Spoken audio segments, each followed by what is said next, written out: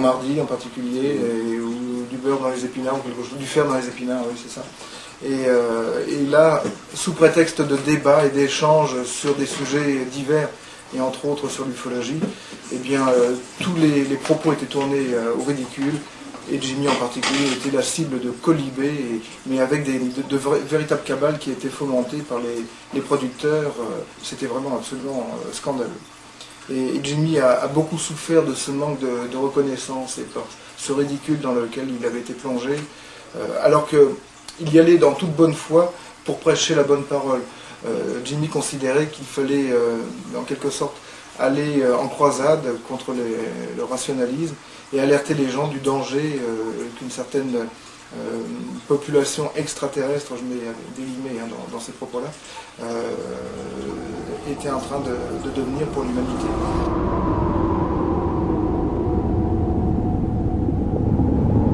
Jimmy a fait aussi, peut-être là aussi avec erreur, un parallèle entre l'époque qu'il avait vécue en 39-45 en tant que résistant à l'occupation allemande, et puis lors de l'occupation par les Short Greys, les petits gris, Jimmy a fait une transposition qui n'a pas été bien vécue et bien perçue par les médias en particulier.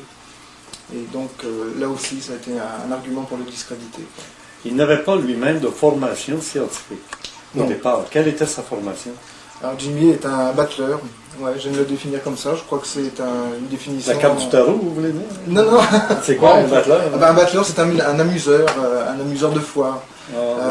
Il a été crooner, faut pas l'oublier. Il avait une voix splendide. Hein. C'était vraiment un bel organe, comme on peut le dire.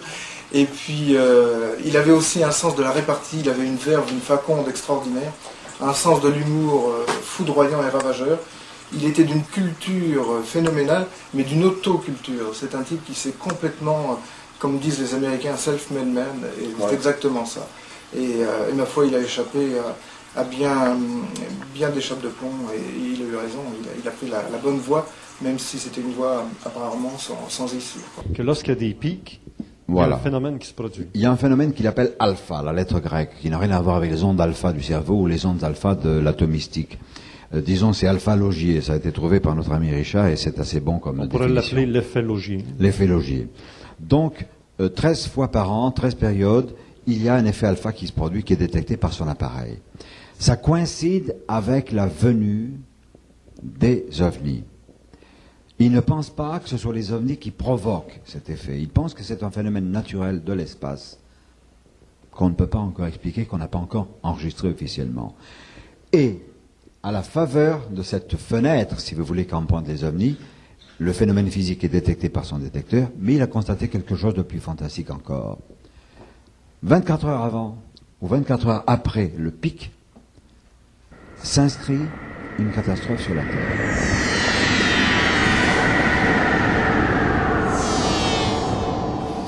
Le métier d'écrivain en France, et je parle vraiment de la France parce que c'est hélas aussi mon quotidien en tant qu'écrivain.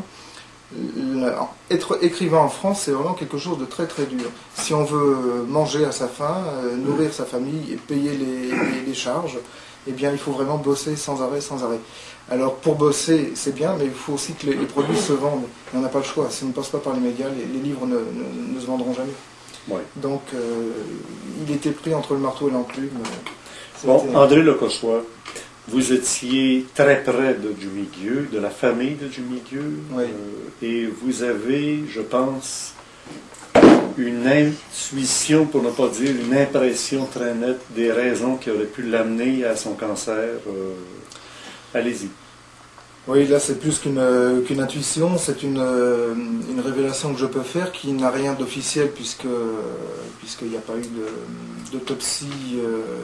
Officiellement, il est mort d'un cancer. Officiellement, il est mort d'un cancer. Et il avait tous les symptômes, puis il avait le cancer. C'est ça. Bon. Mais comment a-t-il attrapé son cancer? Alors, comment a-t-il attrapé son cancer? Certainement pas de cause naturelle.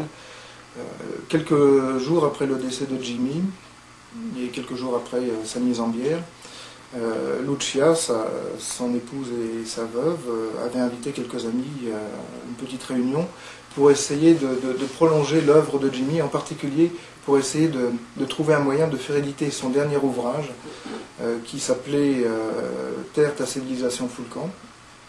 Et comme tous les éditeurs refusaient ce manuscrit du temps du vivant de Jimmy, elle voulait absolument, et c'était tout à fait louable, que cet ouvrage paraisse. Donc on a été un certain nombre là à se retrouver chez eux, à la chaussée d'Ivry, en grande couronne parisienne. Et puis, moi j'ai eu l'occasion, en tant que privilégié et qu'ami très très proche de Jimmy, de rester longtemps dans son bureau, de me noyer dans sa tonne de documents, d'ouvrir tous ses livres, de repalper un peu c'est ça, les traces du maître en quelque sorte, parce que Jimmy m'a toujours fait rêver et continue à me faire rêver par sa façon de travailler, par son imagination débordante et insatiable. Enfin, c'était vraiment un écrivain prolixe et fabuleux. Et j'ai eu l'occasion de fouiller un peu le bureau. Et à un moment, je ne sais pas, j'ai été pris d'une sorte d'intuition. Et j'ai regardé sous la chaise. Il avait une chaise, un fauteuil très confortable sur lequel il travaillait plus de 10 heures par jour attablé à son ordinateur. Et là, sous le croisillon qui permettait à l'assise d'être fixée, il y avait une barre métallique, à peu près de 10 cm, oui c'est ça, qui pouvait correspondre à ça, peut-être en un peu moins large, donc de la taille de cette télécommande là. Et puis, donc je l'ai mise de côté et je l'ai fait analyser par un ami qui était d'ailleurs aussi un ami de Jimmy. Je ne révélerai pas le nom de cette personne, qui est un scientifique en Europe et qui a sa réputation à tenir, et s'il ne veut pas perdre son poste lui aussi, hélas, il est nécessaire de se taire. Mais après analyse... C'est pas Jean-Pierre Petit? Non, c'est pas Jean-Pierre Petit. D'accord. D'ailleurs, Jimmy et Jean-Pierre n'étaient pas spécialement amis. Ils étaient compagnons d'un même ouvrage, mais pas nécessairement amis. Et il s'est avéré que la barre en question était une barre d'uranium.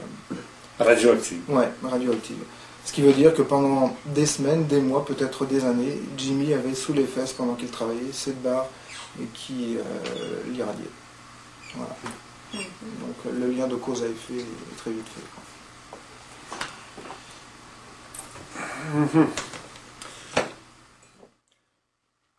Vous êtes auteur. À vous. Merci Richard, merci à tous les amis. Merci.